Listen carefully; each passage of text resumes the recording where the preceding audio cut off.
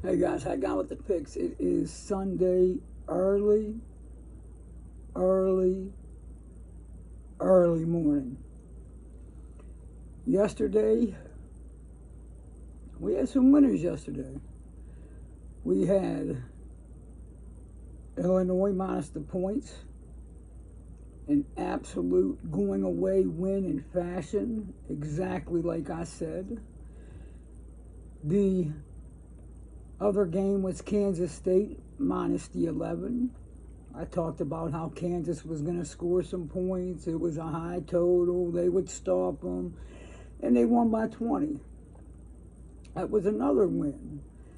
And then I gave you guys a play that was just completely off the record, just to give you, which was Illinois minus 3 in the first quarter at minus 115. And they won the first quarter 7-0. So to say that yesterday was a success was definitely an understatement. We took advantage of a lot of things on the card yesterday, and we're going to do the same thing today. I'm bringing 2 NFL games. We got a 1 o'clock game. We got a 4:15 game.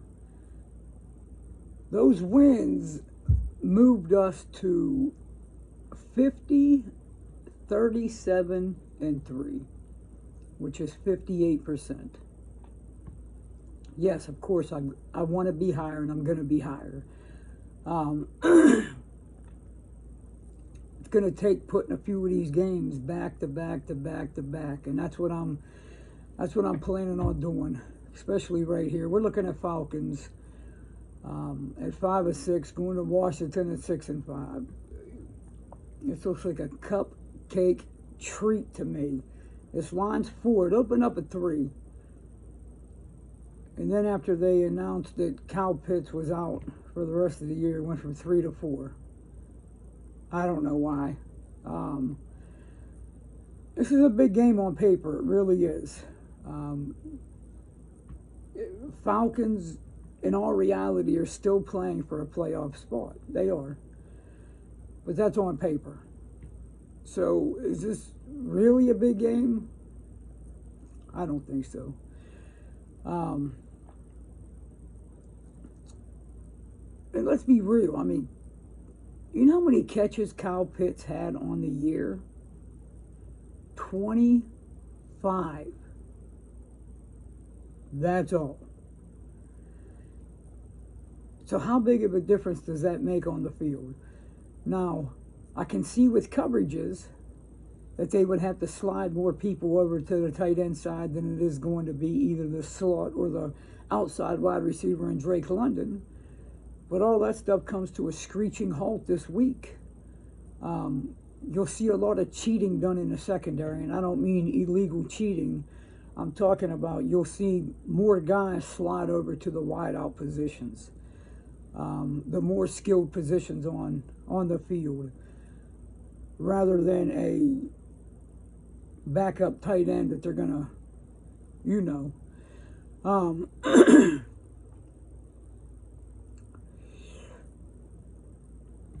The Falcons, they run the ball 4th most in the NFL, 33 times a game. And they pass the ball the 2nd fewest at 22 attempts a game.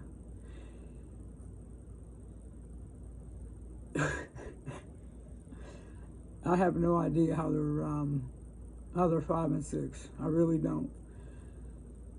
Now, like I said, I mean, now they're going to be going up against a Washington team that can cheat in the secondary and slide over other guys on Drake London and not worry. I mean, Washington they've been winning. That's all. I mean, that's all they've been doing. They've won 5 out of their last 6 games. And they got the running game going in a big way. Sliding the 2 backs in, Gibson, Robinson. They've both done good work. Antonio Gibson has definitely done better work, if you ask me.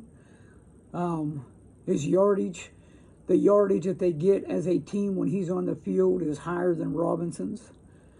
They've been really moving on all cylinders. There's definitely no doubt about that. And the Falcons are last in the NFL in pressure rate to the quarterback at 11.3%. So, I mean, they don't get to the quarterback at all. None. And they give up 390 yards of offense. Atlanta does. Washington has only given up 15.8 points per game their last 6 games. That's a top level elite defense. And then hold on. To make matters even worse, Chase Young was activated. He should get some snaps on the field. Obviously, they're going to take it slow on him. Last year, before he went down in 21, definitely one of the most feared pass rushers there was in the game. And I wouldn't be surprised if I see him get in the backfield 1 or 2 times in the limited snaps that he gets. Guy's a freak. Washington's defense has been playing lights out. Lights out. Here at the end. Atlanta is 1-4 against the spread in their last 5 games, while Washington is 5-0-1 against the spread in their last 6. It's going to be a long day for the Falcons. The pick here is obviously take Washington -4. And in the second game that we have the 3-7 Raiders traveling to the 6-4 Seahawks. This line's at 4, total at 47.5. Raiders beat, this is going to be quick. Raiders beat Denver last week, 22-16 in overtime. They put up 416 yards, and Denver only gives up 302 yards a game. That's pretty impressive coming out of Oakland, coming out of Las Vegas. I'm sorry. They got it done with all their stars, Carr, Jacobs, and Adams, especially Adams. Adams, 146, 2 touchdowns. I mean, Surtain had absolutely no answer for him. None at all. And there is nothing like Patrick Surtain, not even close or even in the same planet for someone like that being on Seattle. It's not even close. I mean, it's levels apart. And they should be able to do similar this week. You know what? I'm lying. They're not going to do similar this week. They're going to do more this week.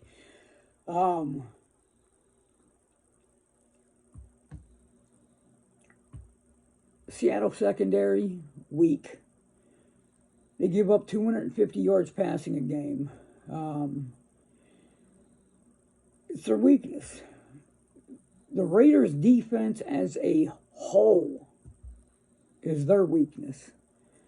They also give up 250 yards passing. We got Devontae Adams on one side, and then we got DK Metcalf and Tyler Lockett and Noah Fant and Kenneth Wabi. You got a star-studded game here at 4:15.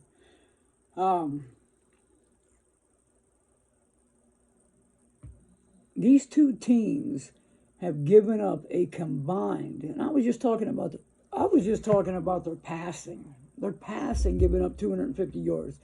Check this one out. Both of them combined have given up a total of 24 rushing touchdowns this year. That's crazy. Crazy. Both these teams have some big weapons. And they're going to produce today. They're going to produce in a way to get this number to go over 47.5 pretty easily.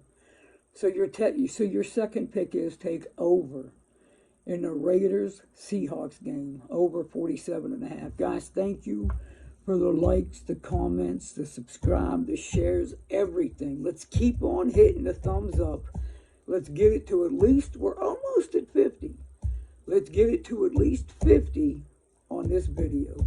Guys, you keep doing what you're doing. I'm going to keep on bringing you good content with high percentage winners. And you already know what I'm going to do until I get back to you. I'm going to get back to getting this cash.